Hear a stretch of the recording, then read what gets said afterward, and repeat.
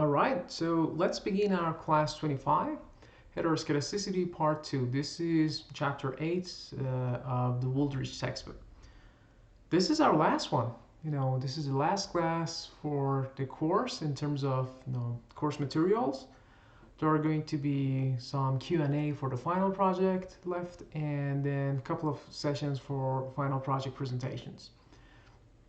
All right, so let's see what do we have for our last class when we talk about heteroskedasticity second part. So let me remind you from previous class, what did we do? So basically we said, okay, we start from here. Imagine you want to work on a project. You have to figure out if the model that you're putting together is suffering from heteroskedasticity or not, right? And we talked about BP tests, we talked about Y tests, and we talked about different statistics, F versus LM. And we said that all of them should tell you the same story. If one of them reject the null, all the other three should reject the null as well, right? And the null hypothesis in our heteroskedasticity test is that the model is homoskedastic. So this is the null. It means that if you reject the null, it's a bad news. If you fail to reject the null, it's a good news, right? So in terms of application, we just we said that okay, when you want to do it in R, it's simply you can do BP test. It's a function and then pass your regression, right? And then look at the p-value. If p-value is small, we reject the null. If p-value is large, we fail to reject the null, right? Let's say, okay, the p-value is large and we fail to reject the null, then we're done. We're gonna go ahead and use our OLS, and we don't need to be worried about the validity of f-test, t-test, and etc. because OLS is going to be blue, best linear unbiased estimator. However, if we reject the null, if the p-value was small and we had to reject the null, it means that the model is going to suffer from heteroskedasticity. That means that the OLS is not going to be best anymore. Yes, it is linear unbiased estimator, but it is not going to be best anymore because the variance of u given x is going to be a function of x, right? In this class, we're going to talk about the remedies. I know if the model is suffering from heteroskedasticity is bad, I know the consequences. For example, the t-stat, f-stat is not valid anymore. The formula for variance of beta hat is not valid anymore. So it means that I have to do something, right? Otherwise, I cannot do any kind of hypothesis test, right? So what are those solutions? We will talk about 3 remedies for heteroskedasticity, and then we will see, it depends on the application. Sometimes we try all of them, and sometimes we know that if, I don't know, you have to pick one of them. I'll talk about some examples that, for example, if you're dealing with linear probability model, when the dependent variable is 0, 1, we know that by nature the model is heteroskedastic. So it really doesn't help you if you do transformation or if you correct for standard error. It's not going to work. The only thing you have to do is just not use OLS, use weighted least square. That's the second approach, right? The third approach. So these are the remedies. Number 1, use your OLS because it's going to be still unbiased. However, transform the data. One form of transformation was the log transformation that we talked about. And if you remember in our previous class, when we were doing the BP test and Y test, on the left-hand side, we were looking at when we regress price on lot size, square feet, and etc., number of bedrooms. On the right-hand side, we looked at when we were regressing log price on log version of the exponential variables. And we saw that log transformation made our model to go from heteroskedastic to homoskedastic, right? So we already looked at this one in the previous class. I specifically didn't mention it specifically because that was not the right time, but now you realize that log transformation did the job for us. That was enough, right? But remember, guys, this transformation does not always work. Sometimes it works, sometimes it doesn't. You give it a try. If it works, awesome. If not, well, you have to try other methods. The second remedy is, again, use your OLS because it's going to be unbiased, but you have to correct for the standard errors. We call them robust standard errors. Sometimes we call it HC standard errors as well, heteroskedasticity-corrected standard errors. But in practice, most people, if you tell them, what is the HC standard error, they may have no idea. But if you tell them, okay, these are the robust standard error, they know what you're talking about. They know that you're correcting for the fact that the model is suffering from heteroskedasticity, right? So this is the second approach. The third approach, we said, okay, let's change the engine. Let's not use OLS anymore. And then that depends. If you know the functional form of heteroskedasticity, use GLS or weighted least square. If you do not know the functional form of heteroskedasticity, we're going to use the FGLS, right? All right, so this is the big picture or the roadmap for our class today. We are going to focus on this part. All right, now let's go back to the slides and review these things in more detail. So remedies for heteroskedasticity. If heteroskedasticity is found, how do we know that? We do the BP test, right? So you simply write BP test, pass your regression, look at the p-value. If it is small, bad news, you reject the null. So if heteroskedasticity exists, then the first thing to do is to examine the equation carefully for existence of any specification error, right? We barely talked about it last time. So just stare at your model if you have and see if you have made any obvious mistakes or not, right? So for example, just remember guys, one example, one common mistake that people do is that they're regressing, let's say y on the log x and log x squared. I know that this is wrong because log x squared is exactly equal to 2 log of x, right? So you have to make sure that your model doesn't have those kind of misspecifications. So this is a correct version, right? This is one example, right? You can think of some other examples, when you're dealing with your problem. So for example, if you have x squared in the model, just make sure that you don't put it multiple times in the equation. So just make sure that visually when you're looking at the regression equation, it doesn't have any kind of a specification error. Then if there are no obvious specification errors, then the heteroskedasticity is probably pure in nature, so it's there. And one of the following remedies should be considered. So the first one, redefining the variables. The second one, using robust standard errors, or as I said, HC standard errors, heteroskedasticity-corrected standard errors. The third one, change the engine. So here we're going to talk about weighted least square estimation, and well, actually, I will walk you through to FGLS as well, because this used to be optional in the previous semesters, but I guess that you guys are ready to learn more. So I'm gonna make it not optional this semester, FGLS. We will talk about it and in more detail at the end of the slides. Okay. So starting from the first one, again, we saw this one before. So redefining variables can help avoid heteroskedasticity. So one example was by going from simply the level models to log models, right? But be careful when you're doing those redefinitions for the variables. It's basically changing the functional form, right? So if you change the functional form, what does it imply? It implies that all the interpretation is going to change. So let me give you an example. If wage is equal to, I don't know, 0.5, I'm making up these numbers, plus 1.5 education plus some u, I say, okay, if education increased by 1 unit, then wage on average is going to increase by $1.5 per hour. Imagine this unit is $1 per hour, right? However, if I write the model like this, log wage, to avoid that heteroskedasticity problem, well, it's not going to be 0.5, it's going to be some other number, maybe plus 0.7 education. Then look at that, the interpretation completely changes. Now I say if education increased by 1 unit, which is 1 year, then the wage is going to increase by 7%. So as you can see, because this functional form, just redefining the variables in this way by transforming them using the log transformation is going to completely change the interpretation. So be careful of that. In some cases, all you need is to just use log transformation.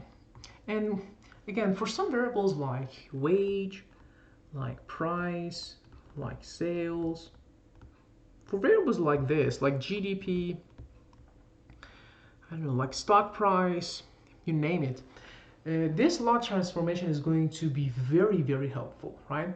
So I encourage you, when you do the BP test, and if you reject the null, then before going to the let's say other remedies, so let's say before going to the second one and third one, see if it makes sense that you do that transformation, log transformation with the data. If that makes sense and if it is possible, go ahead and try, give it a try, and then try these ones, second one and third approach. If it is not possible, so you cannot do that, right? So for example, if you have a variable that by default you cannot take logarithms of that. So for example, you have a variable that has positive and negative values. So of course you cannot take log from a negative number. So it's not on the table. So redefining the variables is it's not even on the table. You cannot transform data. So you have to use the second remedy or third remedy. All right. And in some situations, it might be necessary to rethink the project in terms of its underlying theory. So if you go back to our very first class of this course, when I was talking about what is econometric model, what is economic model, and things like that, there we said that whenever you want to come up with the econometric model, sometimes we can think it comes from a theory, underlying theory. Sometimes there is no theory for that, right? Most of the examples that we saw for the entire course were the one that there was no underlying theory. We were regressing wage on education. Is there a theory for that? Absolutely not. We were regressing price of a house on number of bedrooms. Is there a theory for that? Absolutely not. So in most applications in econometrics, there is no underlying theory. However, sometimes you come up with a model that basically there is a theory for that. For example, we are looking at law of demand in economics, right? If price increase, the quantity demanded decrease, and etc. For example, if price of a substitute increase, or if income increase, if technological change happens, things like that, there's a theory for that what will happen to the quantity demanded, right? By shifting the demand curve and supply curves, things like that. Okay, again, sometimes if the model is suffering from heteroskedasticity, maybe you should rethink about the underlying theory. But this will not be the case for most of the questions that we have seen through the entire course, including the exam questions, including the homework question, and including your final project. For your final project, you're not going to construct a model based on a theory. I'm going to give you a data set, and for that data set, you have to come up with some idea interesting, so you believe that there is a relationship between variables, and of course, there is no theory for that, right? All right, so that was the first one. And again, if you want to look at an example, go to our previous class, when we were using the BP test. So we were looking at price versus log price. And if you rewatch that video, all the models that we were using log price, they turn out to be homoskedastic. These one turns out to be heteroskedastic, right? So this redefining the variables, the log transformation actually works there, right? Now, what if this didn't work? Then you have to go to your second remedy. Remember, we're here, so we are done with the first one. Let's talk about the second one. In the second one, we are going to use OLS, but we have to correct for standard errors. So let's do that. So we're going to report a Heteroskedasticity-Corrected, or HC, standard errors. Again, this is more common. People call it robust standard error, right? So robust standard errors are standard errors calculated specifically to avoid consequences of heteroskedasticity. Okay, so let me actually give you a background. Do you remember that if I have the first 5 assumptions, basically if I have homoskedasticity, what was the variance of beta hat j? The variance of beta hat j was sigma squared divided by SSTJ multiplied 1 minus r squared j. So this was the case if I have assumption from number 1 to number 5. Basically, if I had homoskedasticity and the first 4 assumptions. Now I know that I do not have assumption number 5. So this formula is not going to work anymore. We are going to work with a robust standard error formula, or robust variance formula, which is this one. So the formula is, it's a lot more uglier than the previous one.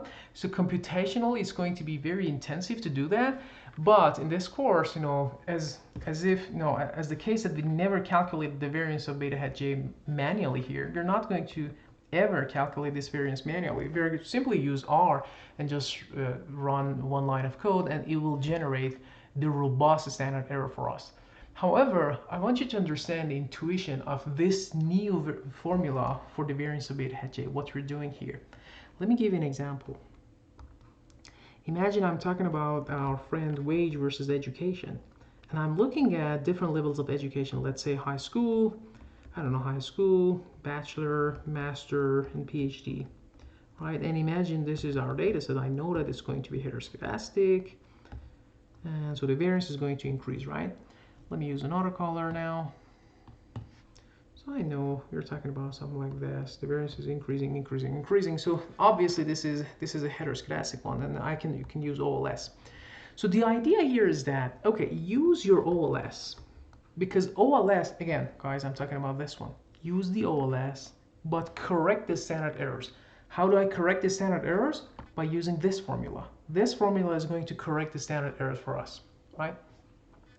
So I'm going to use OLS because OLS is going to be still unbiased. It's hitting at the target, right? I have the first four assumptions, so it's still unbiased. However, the formula for the variance is not this one anymore because I know that it's not going to work. It's going to be this one. So I want you to stir this formula and see if you can understand intuition. So look at that. If the education is high school, then I have some, I can look at the residuals, right?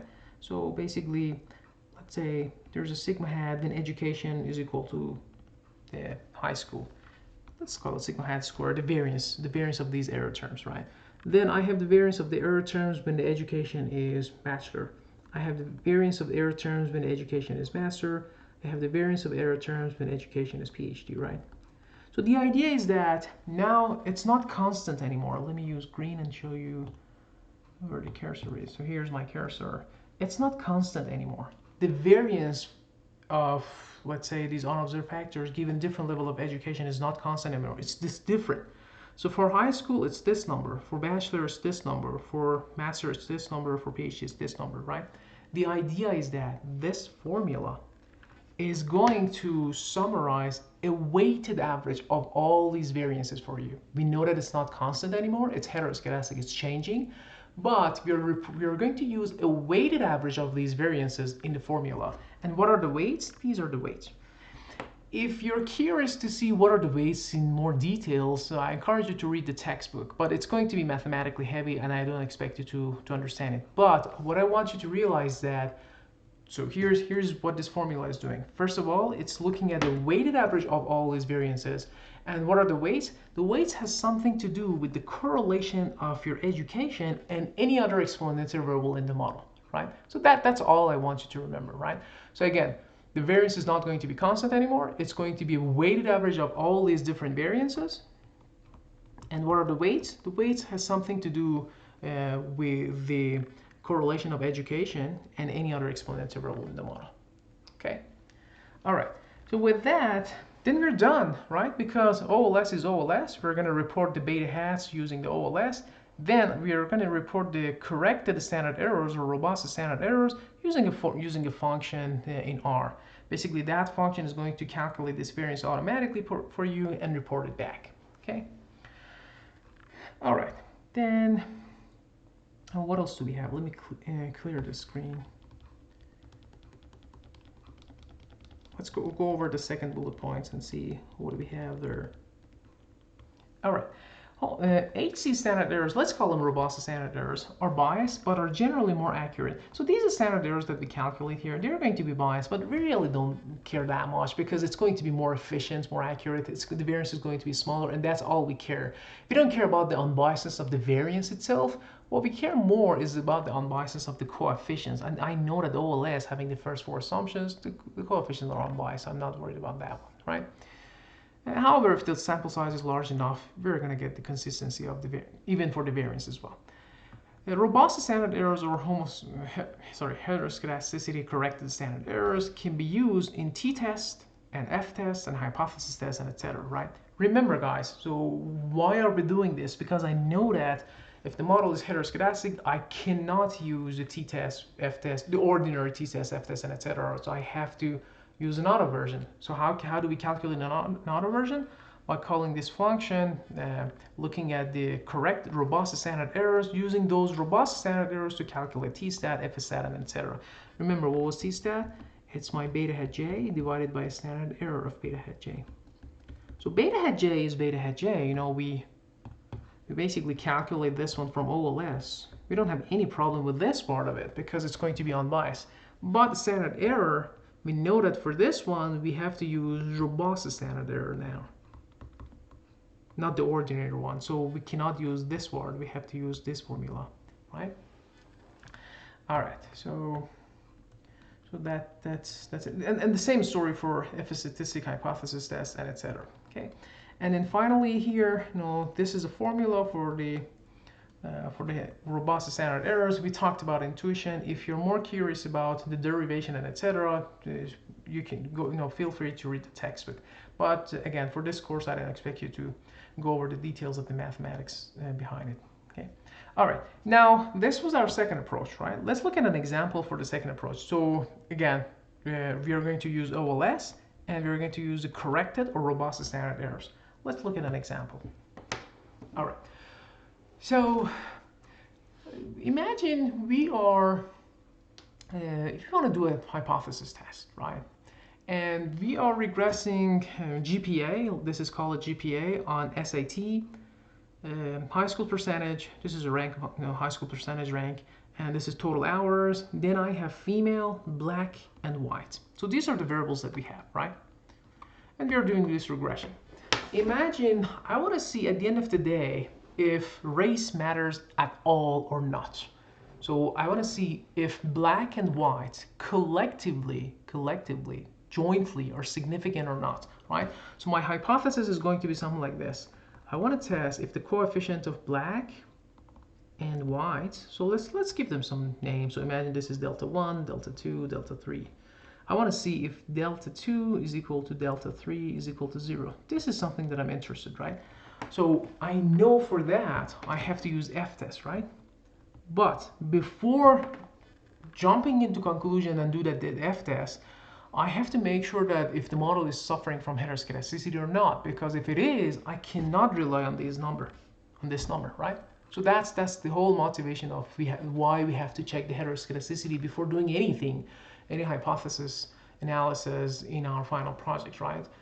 Okay, so we're going to go ahead and do something like this. So I didn't write it here, but you get the idea. So for example, this is my regression. I'm going to go ahead and use that one line of code. It's BP test in R. And pass the regression. Imagine this regression, I call it MRM. Then I quickly look at the p-value. So I'm going to tell you that the p-value is going to be super small. It's very close to 0. I encourage you to run the code in R. Actually, you do have the code in R. It's already uploaded on Canvas. Just give it a try. Do the BP test. And guys, remember, as a refresher, this is a BP test using LM ratio if you don't pass anything to the function, right? So BP test using LM ratio, LM is statistic, and then the p-value is 0. So what do we conclude? It's okay, we reject the null, so it's bad news. So the model is suffering from heteroskedasticity. So it means that I cannot rely on this, our ordinary FS statistic. I cannot rely on this number. Because remember, guys, this is my hypothesis. If black and white, again, basically if race doesn't matter at all. So we're going to use this linear hypothesis function, pass the null hypothesis and your regression. In the regression here, we're going to call it MRM_HC, stands for Heteroskedasticity-Corrected. And we look at the p-value. The p-value is large. So when the p-value is large, what do we say? We fail to reject the idea. So we fail to reject, so in this case, we're going to say that we fail to reject that race doesn't matter, right? So basically we fail to reject that delta 2 is equal to delta 3 is equal to 0. But as I said before, we should not jump into conclusion yet because I cannot rely on this F. The model is heteroskedastic, right? So what should we do? We have to report the corrected, the robust FS statistic. So this is what we do on the right-hand side, right? So let's see how it's done in R, and then I'll talk about all these numbers. What are the numbers in parentheses? What are the numbers in brackets, and etc. Okay. So we look at that. The function is exactly the same. So let me see if I can have a highlighter here. Yeah, I do have a highlighter. So the function is exactly the same. Do you see that? The function is linear hypothesis. And we're passing the model, MRM_HC, the null hypothesis, And so this is the only new thing. Okay, I just want you to copy and paste the code from here, and because there are some details that you don't need to know what are those details, but basically let me walk you through. Again, you don't need to memorize anything. So you have to say, okay, this VCOV, this is variance covariance matrix, and it's going to be HCCM. Again, guys, these are just simple names that the author of the package decided to go pick those names, right? You can write your own function. But basically what it's doing behind the scene is going to use this formula, calculate the standard errors, and then use those standard errors to construct the FS and report a robust or heteroskedasticity corrected FS statistic. So that's what it is doing. So you have to do something like this. The difference between what we did in the left side, the left-hand side, and what we're doing here is basically only this part, right?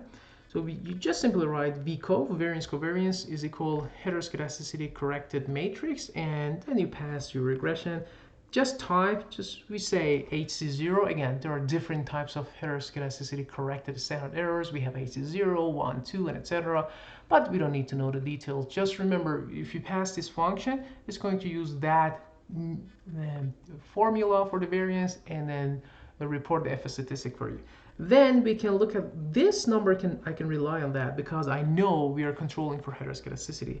Now look at the p-value. Well, p-value is small, it's still large. So p-value is large, value is large.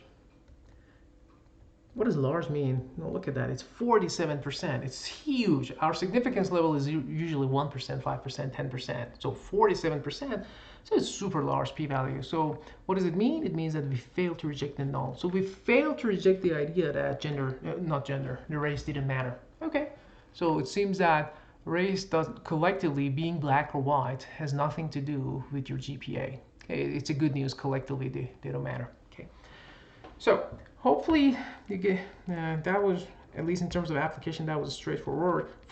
But now let me walk you through these numbers that are reported in the textbook differently. So if you read the questions from the textbook, or people usually report one of them, either these numbers in parentheses or either the one in brackets, depending if the model is suffering from heteroskedasticity or not. So what are the numbers in parentheses? So these are the ones that we have seen them before. So these are the standard errors from OLS, right? Again, guys, here in the second remedy, we are using OLS plus robust standard errors. What are these numbers? These are my beta hat 0, beta hat 1, beta hat 2, beta hat 3, and etc. These are the beta hats coming from OLS, right? So beta hats are not going to change. It's going to be our beta hats, and it's going to be unbiased. Then the numbers in parentheses are the standard errors. But these are the standard errors using this formula. The variance of beta hat j is equal to sigma squared divided by SST 1 minus r squared j. So these are the standard errors that are not corrected for heteroskedasticity, right? If the model is suffering from heteroskedasticity, which it does here, we cannot use these numbers in parentheses. Okay, so we have to report the robust standard errors. So how do we report the robust standard errors? By using this formula, right? Again, we don't do it manually. We have to just write a code in R, and it will automatically calculate these numbers for us. So how do we get the numbers in brackets? So just remember, the numbers in brackets are standard errors that are corrected for heteroskedasticity. These are robust standard errors. How do we report those numbers? Here's a code for you. So here's the code. You're going to use coef test and then pass your regression. You pass the regression, and then again variance covariance matrix, the same argument. HCCM, pass again your regression and type HC0. Okay. And when you run this line, automatically it's going to generate all the standard errors for you for all the coefficients. So whatever coefficient you have, I have SAT, I have high school, again, all these coefficients. It's going to give you a table. We're going to review the code in the class, in the face-to-face class next time. But just basically that's how simple it's done. Guys, the reason that I'm saying that it's simple, because it really is simple. You're not expected to memorize anything, right? So don't get overwhelmed. You're not expected to. If you forgot that, just simply come back to this one and then read the slide and see what you should just write in your code. Okay, that's simple. All right. So that's it. So this is our second approach. How did I fix for heteroskedasticity? I use OLS, but instead of ordinary standard errors, I used robust standard errors. And because I used robust standard errors, I was able to rely on F statistic and the p-value for the hypothesis test, that if the race matters or not. So this is correct, this is false. Okay, now you might say that in either case, we were able to say that we failed to reject the null, right? Because the p-value was super large. Well, my argument is that, okay, yes, that was the case, but maybe it was a coincidence. I know that the model was suffering from heteroskedasticity, so sometimes you get a different result, sometimes you get a same result. So here, you reject the null regardless if you're using the correct standard errors or not, so the correct standard errors or not, right? And actually, I'm not surprised, because when I look at the standard errors, look at here. So this is 0.23 versus 0.22, very close. 00018, 00019, very close. Again, maybe this one is slightly different, but it's 0012, 0014. So these standard errors at the end of the day are going to be very close to each other, so it means that my hypothesis is not going to be that different. Okay. All right, so that was the second solution. Let's see how we are doing in terms of time. Okay, let me cut it here, and I'll go over the third approach, which was our weighted least square estimation in the next video.